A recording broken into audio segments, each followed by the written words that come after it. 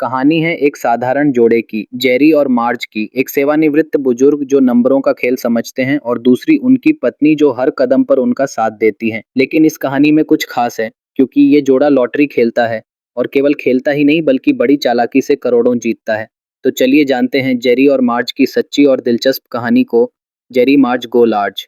ये कहानी है 62 साल के जेरी सेल्वी की, जो अपनी पत्नी मार्ज के साथ एक छोटे से शहर में रहता है। पिछले 42 सालों से वह एक कॉर्नफ्लेक्स फैक्ट्री में काम करता आया है। लेकिन वो सिर्फ एक साधारण कर्मचारी नहीं है, वो एक मैथ्स जीनियस है जो बड़ी से बड़ी कैलकुलेशन भी चुटकियों में हल कर सकता है। इसके बावजूद फैक्ट्री मैनेजमेंट ने कभी उसके इस टैलेंट को सराहा नहीं। उम्र भर एक ही लाइन पर काम करने के बाद आखिरकार जेरी को रिटायर कर दिया जाता है।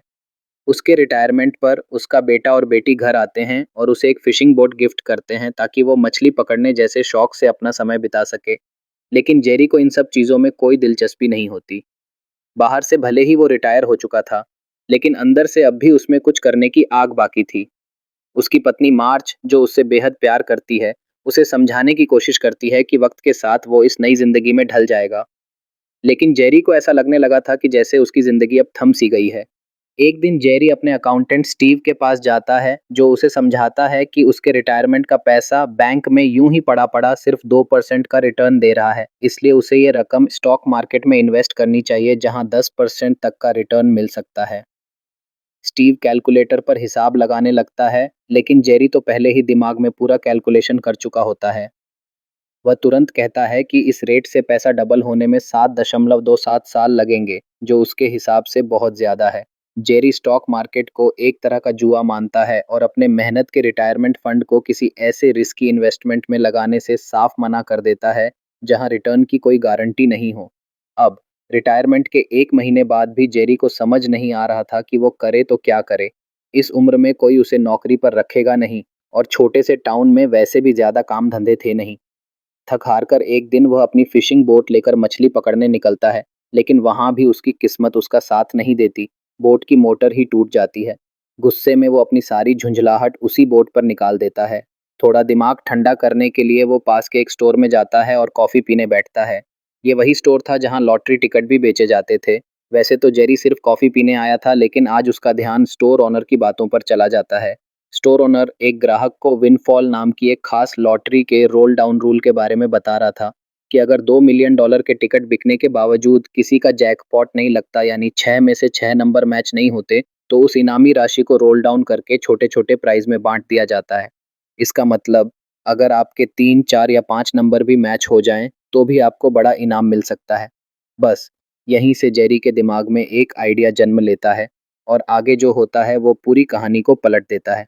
स्टोर ओनर की बातें सुनकर जेरी के दिमाग में मैथ का कीड़ा जाग जाता है। वो तुरंत विनफॉल लॉटरी के नियम और जीतने की संभावनाएं पढ़ना शुरू कर देता है। रूल्स को ध्यान से पढ़ने के बाद वह एक लंबी गणना करता है और जैसे ही उसका कैलकुलेशन पूरा होता है, नतीजे देखकर वो खुद चौंक जाता है। उसे यकीन हो जाता है कि इस लॉटरी सिस्टम में एक ऐसा लूप होल है जिसे अब तक किसी ने नोटिस ही नहीं किया। वो सीधा अपने अकाउंटेंट स्टीव के पास पहुंचता है और कहता है कि अब वो अपना पैसा इस लॉटरी में लगाएगा। स्टीव हैरान रह जाता है, क्योंकि जो जेरी कल तक स्टॉक मार्केट को जुआ कहता था, वो आज लॉटरी खेलने की बात कर रहा है। जेरी स्टीव को समझाता है कि यह कोई आम लॉटरी नहीं है। विनफॉल के सिस्टम में एक गणितीय खामी है और वो इसे प्रूव भी करता है। वो बताता है कि यदि हम $2000 के लॉटरी टिकट्स एक साथ खरीदें तो रोल डाउन के दौरान एक टिकट में 4 नंबर मैच होने की पूरी संभावना होती है, जिससे हमें लगभग $11,000 का प्राइज मिल सकता है। इसके अलावा लगभग 36 टिकट्स में 3 नंबर मैच होंगे, जिन पर $25 के हिसाब से करीब $1800 और मिलेंगे। कुल मिलाकर $2000 लगाने पर लगभग $2800 वापस आएंगे, यानी $800 का शुद्ध प्रॉफिट बिना किसी असली रिस्क के। लेकिन इतनी क्लियर कैलकुलेशन सुनने के बाद भी स्टीव को यकीन नहीं होता। वो हैरानी से पूछता है, अगर ये इतना आसान है तो फिर इसे लॉटरी क्यों कहते हैं? इस पर जेरी मुस्कुराता है और कहता है, पता नहीं तुम्हें अकाउंटेंट किसने बना दिया। इतना कहकर वो सीधा बैंक पहुंचता है और अपने अकाउंट से पूरे $2000 निकालता है। एक्साइटमेंट में कैशियर से कहता है, 2 दिन बाद ही मैं इसमें 20% एक्स्ट्रा लेकर लौटूंगा। अगली सुबह जेरी जल्दी उठकर तैयार होता है और पास के एक दूसरे टाउन के स्टोर पर लॉटरी टिकट खरीदने निकलता है। दरअसल अपने छोटे से टाउन में उसकी काफी इज्जत थी और वो नहीं चाहता था कि कोई उसे लॉटरी टिकट खरीदते देखे, कहीं बदनामी ना हो जाए। दूसरे टाउन के स्टोर पर पहुंचकर वो एक महिला कैशियर को सीधे $2000 की गड्डी दिखाता है और कहता है, मुझे 2000 विनफॉल टिकट्स चाहिए।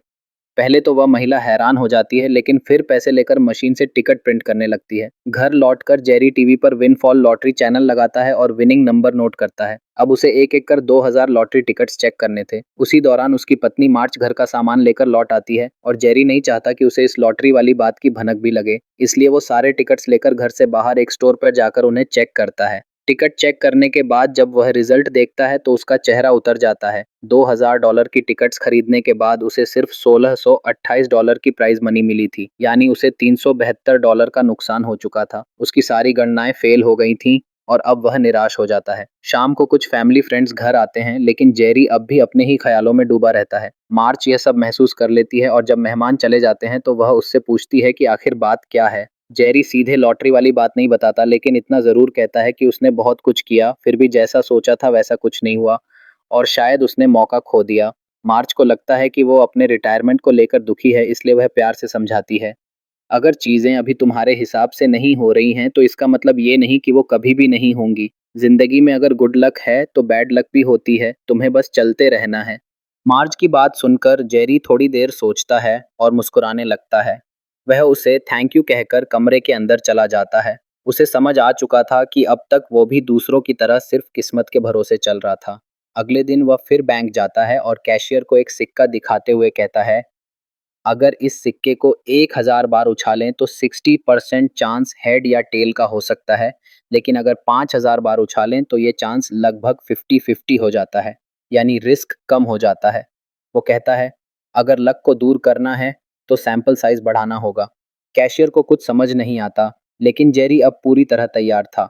वह अपनी पूरी रिटायरमेंट मनी $18,000 बैंक से निकालता है और अगले रोल डाउन के लिए 8000 विनफॉल टिकट्स खरीद लेता है। जब विनिंग नंबर डिक्लेयर होते हैं तो वो अपने टाउन के उसी स्टोर में जाकर एक एक कर सारे टिकट्स चेक करता है। 8000 टिकट्स चेक करने में उसे काफ़ी वक्त लग जाता है, लेकिन जब रिजल्ट सामने आता है तो वो चौंक जाता है। उसे $18,000 लगाने पर पूरे $15,700 का नेट प्रॉफिट हुआ था। खुश होकर वह ये पैसे घर लाता है और उन्हें स्टोर रूम में रखे एक पॉपकॉर्न के डिब्बे में छिपा देता है।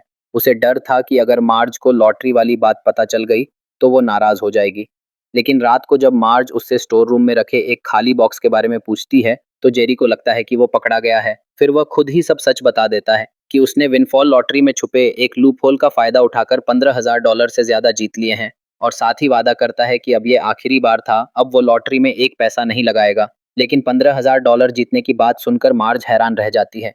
वो मुस्कुराकर कहती है, मेरा तो यही सपना था कि रिटायरमेंट के बाद हमारे पास इतना पैसा हो कि हम अपनी जिंदगी को खुलकर जी सकें। सारी उम्र बच्चों का भविष्य बनाने में निकाल दी, अब वक्त है कि हम अपने लिए भी जिएं। जब मार्ज भी जेरी का साथ देने के लिए तैयार हो जाती है तो जेरी के मन का डर पूरी तरह खत्म हो जाता है। इस बार वह मार्ज को साथ लेकर अपने ही टाउन के स्टोर में लॉटरी टिकट खरीदने जाता है, लेकिन वहां जाकर देखता है कि विनफॉल लॉटरी की मशीन अब वहां नहीं है। पूछने पर स्टोर ओनर बताता है कि कंपनी ने मिशिगन स्टेट में लॉटरी बेचना बंद कर दिया है। अगर टिकट खरीदने हैं तो उन्हें 10 घंटे दूर दूसरे स्टेट जाना होगा। ये सुनकर दोनों हैरान हो जाते हैं, लेकिन अब मार्ज पूरी तरह तैयार थी, चाहे जितनी दूर जाना पड़े। जब जेरी अपनी $15,000 की विनिंग स्टीव को बताता है तो स्टीव भी कहता है, अगली बार मेरे $1000 भी लगा देना। फिर अगली सुबह जेरी और मार्ज अपना मिनी ट्रक लेकर पूरे प्लान के साथ निकल पड़ते हैं। 10 घंटे का लंबा सफर तय करके वो एक दूसरे स्टेट के स्टोर पहुंचते हैं और स्टोर ओनर को $16,000 दिखाकर कहते हैं कि उन्हें विनफॉल लॉटरी के टिकट्स चाहिए। स्टोर ओनर पहले हैरान होकर उन्हें देखता है, फिर कहता है कि इतने टिकट्स प्रिंट करने में कम से कम 8 घंटे लगेंगे और वो मशीन खुद नहीं चला सकता। ऐसे में मशीन उन्हें खुद ही ऑपरेट करनी होगी। जेरी और मार्ज फौरन मान जाते हैं। टिकट्स लेकर वो पास के ही एक मोटल रूम में ठहरते हैं और टीवी पर विनिंग नंबर देखना शुरू करते हैं। फिर दोनों मिलकर पूरी रात एक एक टिकट चेक करते हैं। सुबह तक जब सारी कैलकुलेशन पूरी हो जाती है तो जेरी बताता है कि $16,000 इन्वेस्ट करने के बाद उन्हें $21,000 से भी ज्यादा का मुनाफा हुआ है। सुबह जेरी लॉटरी विनिंग का चेक लेकर आता है और मार्ज से कहता है, मैं तो डर रहा था कि कहीं इतने सारे विनिंग टिकट्स देखकर ये लोग हमें पैसे देने से मना न कर दें। लेकिन मार्ज मुस्कुराकर कहती है, हमने तो रूल्स के खिलाफ कुछ भी नहीं किया, तो उन्हें क्या प्रॉब्लम हो सकती है। फिर वह सोचते हुए पूछती है, क्या सिर्फ हम ही हैं जिन्हें इस लूपहोल का पता चला है, ये सवाल सुनकर जेरी अचानक गंभीर हो जाता है और सोच में डूब जाता है। अब कहानी हार्वर्ड यूनिवर्सिटी के टाइलर नाम के एक स्टूडेंट पर शिफ्ट होती है। टाइलर इन दिनों पढ़ाई से ज्यादा लॉटरी में दिलचस्पी लेने लगा था। जेरी की तरह उसे भी विनफॉल लॉटरी का वही लूप होल मिल चुका था। वह अपने कॉलेज फ्रेंड्स को इकट्ठा करता है और कहता है, अगर हम इस मौके का सही फायदा उठाएं तो इतना पैसा जीत सकते हैं जितना नौकरी करके भी नहीं कमा पाएंगे। लेकिन इसके लिए ज़रूरत थी बहुत सारे टिकट्स खरीदने की। इसलिए वह सबको सलाह देता है कि किसी भी बहाने से अपने माता पिता से जितना हो सके उतना पैसा मंगवाओ। उधर जेरी और मार्ज अपने टाउन लौट ही रहे होते हैं कि रास्ते में मार्ज अचानक कार रुकवा कर कहती है, जब तुम पहली बार नौकरी के लिए इस टाउन आए थे तब तुम चाहते थे कि किसी तरह यहाँ के लोगों की मदद हो सके। आज हमारे पास वो मौका है। जेरी मुस्कुराता है और समझ जाता है कि मार्ज क्या कहना चाह रही है। क्यों ना इस मौके से टाउन के लोगों को भी फायदा पहुंचाया जाए। इसके बाद जेरी स्टीव की मदद से एक कॉरपोरेशन रजिस्टर करवा लेता है। फिर पूरे टाउन में ऐलान करता है कि जो भी इस कॉरपोरेशन में पैसा लगाएगा उसे लॉटरी की विनिंग में से उसी के हिस्से का रिटर्न मिलेगा। जेरी की ईमानदारी पर लोगों को पहले से भरोसा था, इसलिए वो बिना हिचक पैसा लगाने को तैयार हो जाते हैं। कुछ तो अपने सामान बेचकर पैसे इकट्ठा करते हैं। यहाँ तक कि वही फैमिली फ्रेंड्स जो पहले लॉटरी को बैन करने की बात कर रहे थे, अब खुद इन्वेस्ट करने को बेताब थे। जब जेरी अपनी बेटी से इस बारे में बताता है तो वह बिना कोई सवाल पूछे तुरंत पैसा लगाने को तैयार हो जाती है। उसे अपने पापा की समझ पर पूरा भरोसा था, लेकिन बेटा साफ मना कर देता है, क्योंकि बेटों को अक्सर लगता है कि उनके पिता अब पुराने ख्यालों वाले हो चुके हैं। वो उन्हें एक बूढ़ा आउटडेटेड इंसान मानते हैं। अगले महीने के रोल डाउन गेम के लिए जेरी और मार्ज एक बार फिर से 10 घंटे का लंबा सफर तय करके उसी दूसरे स्टेट के स्टोर पर पहुंचते हैं। इस बार वो स्टोर ओनर बिल को बताते हैं कि अब वे पूरे $40,000 के टिकट प्रिंट करवाना चाहते हैं, लेकिन बिल कहता है कि इतनी बड़ी संख्या में टिकट छापने में पूरा दिन और रात लग जाएगी। फिर वह मना करता है, ये कहकर कि उसकी वाइफ उसे डिवोर्स दे रही है और वो रात को दोस्तों के साथ ड्रिंक करना चाहता है। ऐसे में वह नहीं चाहता कि ग्राहक बनकर कोई उसे परेशान करे। यह सुनकर जेरी मुस्कुराकर कहता है, अगर हम ग्राहक नहीं तुम्हारे पार्टनर बन जाएं तो। और जैसे ही जेरी और मार्ज उसे लॉटरी जीतने और कॉरपोरेशन के बारे में बताते हैं, बिल तुरंत पैसा लगाने को तैयार हो जाता है। रात को जेरी और मार्ज स्टोर के अंदर मशीन पर टिकट प्रिंट करने में लग जाते हैं, जबकि बाहर बिल अपने दोस्तों के साथ पार्टी करता है। लेकिन आधी रात को वो अंदर दौड़ता हुआ आता है और कहता है, लो ये मेरे दो दोस्तों के पैसे हैं और तीसरा अपने घर से पैसे चुराने गया है, उसके भी टिकट निकाल देना। इस तरह एक बार फिर उनका पैसा डबल हो जाता है। ये सिलसिला महीनों तक चलता रहता है। हर बार जेरी और मार्ज 10 घंटे का सफर तय करते, स्टोर में टिकट प्रिंट करते, मोटल रूम में जाकर एक एक टिकट चेक करते और अपने टाउन के लोगों को खुशखबरी देते कि उनका पैसा फिर से दोगुना हो गया है। लेकिन जेरी हर हारे हुए टिकट को भी संभालकर अपने स्टोर रूम में रखता था, ताकि कभी जांच हो तो सबूत के तौर पर दिखाया जा सके। एक दिन जेरी का बेटा टाउन आता है और लोगों से सुनता है कि उसके पापा और पूरा टाउन लॉटरी जीत रहा है। वह घर आता है, लेकिन अब उसे समझ नहीं आता कि किस मुंह से कहे कि वो भी इन्वेस्ट करना चाहता है, क्योंकि पहले तो उसने मना कर दिया था। मगर उससे पहले ही जेरी मुस्कुराते हुए कहता है, जीते हुए पैसों में तुम्हारा भी हिस्सा है और इसका इंतजाम मैंने शुरुआत में ही कर दिया था। ये सुनकर उसका बेटा सिर्फ उसे देखता रह जाता है, गर्व से, हैरानी से। शेयर होल्डर मीटिंग के दौरान जेरी सबको बताता है कि इस बार वे 3 लाख से भी ज्यादा लॉटरी टिकट्स खरीदने वाले हैं। इस पर स्टीव हैरानी से पूछता है कि हर बार तुम पहले से डबल टिकट्स क्यों खरीदते हो, जिन्हें प्रिंट और चेक करने में कई दिन लग जाते हैं। जेरी मुस्कुराकर कहता है, इससे अच्छा क्या कि मुझे करने को कोई काम तो मिल गया। वैसे भी एक न एक दिन कंपनी को इस लूप होल का पता चल ही जाएगा और तब वे नियम बदल देंगे। इसलिए जब तक मौका है तब तक ज्यादा से ज्यादा जीत लेना ही समझदारी है। जेरी ने बिली के साथ मिलकर इसका पूरा इंतजाम भी कर रखा था, क्योंकि विनफॉल कंपनी ने एक ही लोकेशन पर दूसरी मशीन लगाने से मना कर दिया था। तो बिली ने अपने एक दोस्त को भी इस स्कीम में शामिल कर लिया और उसके स्टोर पर दूसरी मशीन लगवा दी। अब जेरी और मार्ज अलग अलग मशीनों से टिकट्स प्रिंट करते थे, ताकि काम जल्दी हो सके। इसी दौरान एक न्यूज़ एडिटर अपनी रिपोर्टर को लॉटरी पर कोई दिलचस्प खबर लाने का काम देता है। रिपोर्टर अपने सरकारी सोर्स की मदद से एक रिपोर्ट निकालती है और बताती है कि मिशिगन का एक रिटायर्ड फैक्ट्री वर्कर चेरी हर महीने 10 घंटे का सफर करके यहाँ आता है और हर बार लॉटरी जीत जाता है। लगातार जीत को देख एडिटर को शक होता है और वह रिपोर्टर को इसकी गहराई से जांच करने को कहता है। दूसरी तरफ हार्वर्ड यूनिवर्सिटी में टाइलर और उसके कुछ कॉलेज फ्रेंड्स पहली ही बार में $50,000 जीत जाते हैं। टाइलर कहता है कि अगर और पैसा जीतना है तो इस बार जो भी जीता है उसी से फिर टिकट खरीदनी होगी, साथ ही और भी फंड जुटाना पड़ेगा। तभी एक दोस्त जो लैपटॉप पर बैठा होता है बताता है कि इस लूप होल के बारे में पहले से ही एक और ग्रुप को पता है और वो हमसे कहीं ज्यादा पैसा जीत चुके हैं। जब टाइलर पूछता है कि उसे ये कैसे पता चला तो वो दोस्त कहता है, मैंने विनफॉल की वेबसाइट हैक की है और पता लगाया है कि वो ग्रुप सिर्फ 2 ही स्टोर्स से टिकट खरीदता है। टाइलर अपने दोस्त से कहता है कि इतने सारे टिकट सिर्फ 2 मशीनों से प्रिंट करना तो पूरे हफ्ते का काम है, इसका मतलब ये लोग अभी भी वहीं होंगे। उधर जेरी और मार्ज बिली के स्टोर में अपनी शादी की सालगिरह मना रहे होते हैं। पुराने जमाने का एक रोमांटिक गाना बज रहा होता है और दोनों प्यार से डांस कर रहे होते हैं। तभी टाइलर और उसका दोस्त वहां आ जाते हैं और दोनों को देखकर हंसने लगते हैं। जेरी को उनकी यह हरकत बिल्कुल पसंद नहीं आती। वह उन्हें वहां से जाने को कहता है, लेकिन टाइलर उन्हें एक ऑफर देता है। कहता है कि बुढ़ापे में इतनी मेहनत क्यों कर रहे हो, अपना पैसा हमारे ग्रुप में इन्वेस्ट कर दो, हम तुम्हें घर बैठे हिस्सा देंगे। हमारे पास स्टूडेंट्स की पूरी आर्मी है जो टिकट प्रिंटिंग से लेकर चेकिंग तक सब काम तेजी से कर देती है। लेकिन टाइलर नहीं जानता था कि जेरी के लिए ये सब सिर्फ पैसे का खेल नहीं था, बल्कि उसे इसमें मजा आता था। इसलिए जेरी उसका ऑफर ठुकरा देता है और गुस्से में टाइलर वहां से चला जाता है। उधर news reporter win fall lottery के हेड से रास्ते में मिलती है और पूछती है कि क्या उन्हें पता है कि मिशिगन का एक आदमी हर महीने भारी इनाम जीत रहा है। लॉटरी हेड जवाब देता है कि हम स्कूल और अनाथ आश्रमों को लाखों डोनेट करते हैं। तब कोई कुछ नहीं कहता, लेकिन जब एक रिटायर्ड फैक्ट्री वर्कर जीतता है तो सब उसके पीछे पड़ जाते हैं। इस बीच स्टोर ओनर बिली का अपनी पत्नी से तलाक हो रहा होता है। उसने अपना घर, प्रॉपर्टी सब कुछ वाइफ को दे दिया, लेकिन जेरी की कॉरपोरेशन में जो पैसे लगाए थे उन्हें अपने नाम ही रखा। उसकी पत्नी पहले तो खुश होती है, लेकिन बिली को मुस्कुराते देख हैरान रह जाती है। तलाक के बाद कोर्ट के बाहर बिली उसे बताता है कि वह हर महीने लॉटरी जीत रहा है और फिर मजे से वहां से चला जाता है। जेरी की वजह से अब एक गरीब ट्रैक्टर वाला अपनी आइसक्रीम शॉप खोलने जा रहा है। स्टीव ने अपनी नई स्पोर्ट्स कार खरीद ली है और जेरी के टाउन का स्टोर ओनर अब स्टोर के बगल में एक फ्यूल पंप भी चला रहा है। इस तरह जेरी की जीत अब औरों की जिंदगी भी बदलने लगी थी। एक सुबह जेरी जब अपने रोज के जैसे स्टोर पे कॉफी पीने जाता है तो वहां उसे टाइलर पहले से बैठा हुआ मिलता है। जेरी हैरानी से पूछता है, अब यहाँ क्या कर रहे हो, मैंने तो पहले ही मना कर दिया था कि तुम्हारे ग्रुप को ज्वाइन नहीं करूंगा।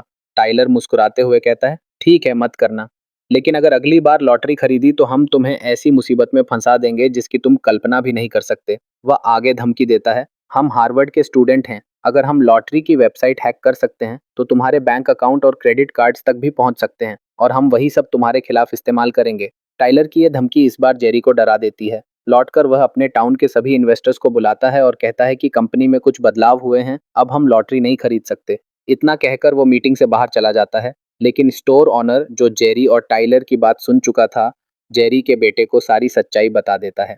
उसका बेटा बाहर आता है और जेरी से कहता है, बचपन से देखा है सबने आपको नजरअंदाज किया, किसी ने नहीं सोचा कि आप कुछ कर सकते हैं, लेकिन आपने साबित कर दिया कि आप सिर्फ अपने लिए नहीं, इस टाउन के लोगों के लिए भी उम्मीद बन सकते हो। अब आप हार नहीं मान सकते, सिर्फ कुछ कॉलेज स्टूडेंट्स की धमकियों से।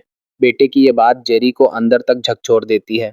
उधर टाइलर अपने दोस्तों को पूरे शहर में टिकट खरीदने के लिए भेज देता है। उसे लगता है अब मैदान सिर्फ उसका है। लेकिन उसी वक्त मार्ज जेरी से कहती है, मैंने आज तक तुम्हें कभी बिना हल निकाले हार मानते नहीं देखा। जब तक हम साथ हैं हमें किसी से डरने की जरूरत नहीं। चलो लॉटरी खरीदते हैं, जो होगा देखा जाएगा। जेरी उसकी बात पर मुस्कुराता है और दोनों फिर से बिली के स्टोर पर लॉटरी खरीदने पहुंच जाते हैं, अपने आत्मविश्वास और जिद के साथ। जब टाइलर को उसके दोस्त से पता चलता है कि जेरी उसकी धमकी से बिल्कुल भी डरा नहीं, तो वह बुरी तरह भड़क उठता है। गुस्से में चिल्लाते हुए कहता है कि अगर 2 ग्रुप एक साथ लॉटरी खेलते हैं तो प्राइज मनी कम हो जाती है और उसका पूरा कैलकुलेशन बिगड़ जाता है।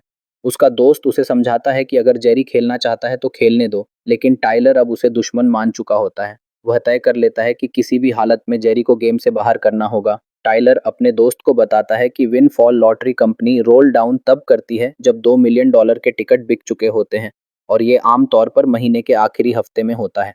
इसलिए जेरी भी तभी टिकट खरीदता है। लेकिन टाइलर और उसके दोस्तों ने लॉटरी की वेबसाइट हैक कर रखी है। वे रियल टाइम में देख सकते हैं कि कितने टिकट बिक चुके हैं। अब उसका प्लान ये है कि जैसे ही करीब $2 मिलियन के टिकट बिक जाएं, वह अपने ग्रुप से बाकी सारे टिकट खरीदवा लेगा ताकि रोल डाउन वक्त से पहले ही हो जाए और जेरी के पास टिकट खरीदने का मौका ही ना बचे। टाइलर का दोस्त पूछता है कि इतने पैसे कहाँ से आएंगे। इस पर टाइलर अपने कॉरपोरेट लॉयर पिता के अमीर बिजनेस फ्रेंड से मिलता है और उन्हें कम वक्त में मोटा मुनाफा कमाने का लालच देता है। प्लान उन्हें सही लगता है और वे इन्वेस्ट करने को तैयार हो जाते हैं।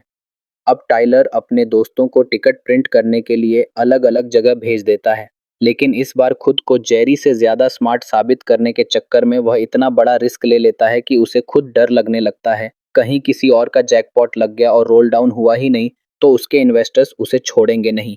इधर बिल्ली भागता हुआ जेरी के मोटल रूम पहुंचता है और घबराकर बताता है कि इस बार तो रोल डाउन दूसरे ही हफ्ते में हो गया।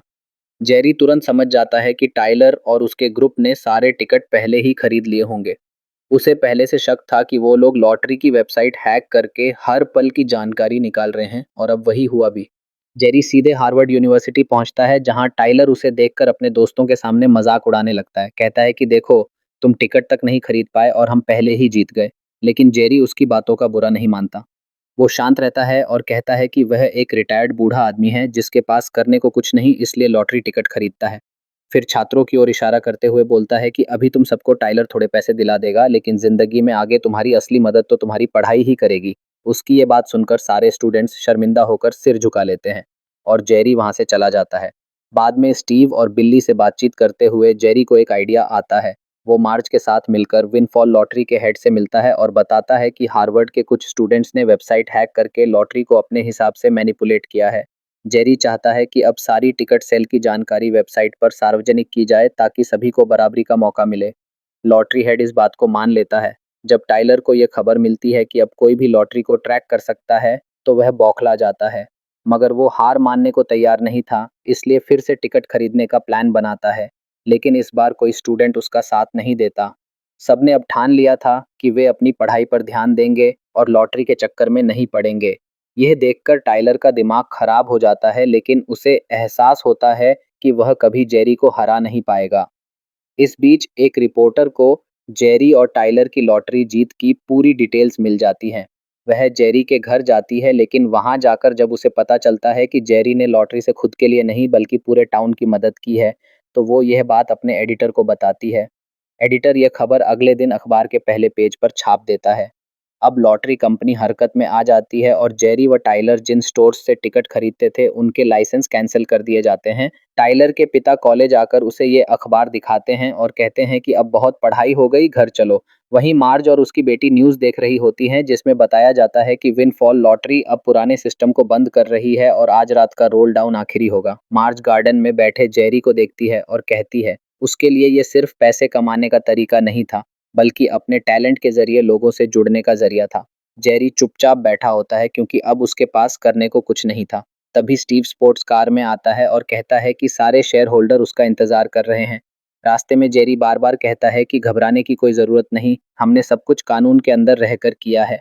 वहां पहुंचते ही जेरी देखता है कि सबने उसके लिए एक शानदार पार्टी रखी है। उसे देखकर लोग खड़े होकर ताली बजाने लगते हैं। ये देख जेरी इमोशनल हो जाता है।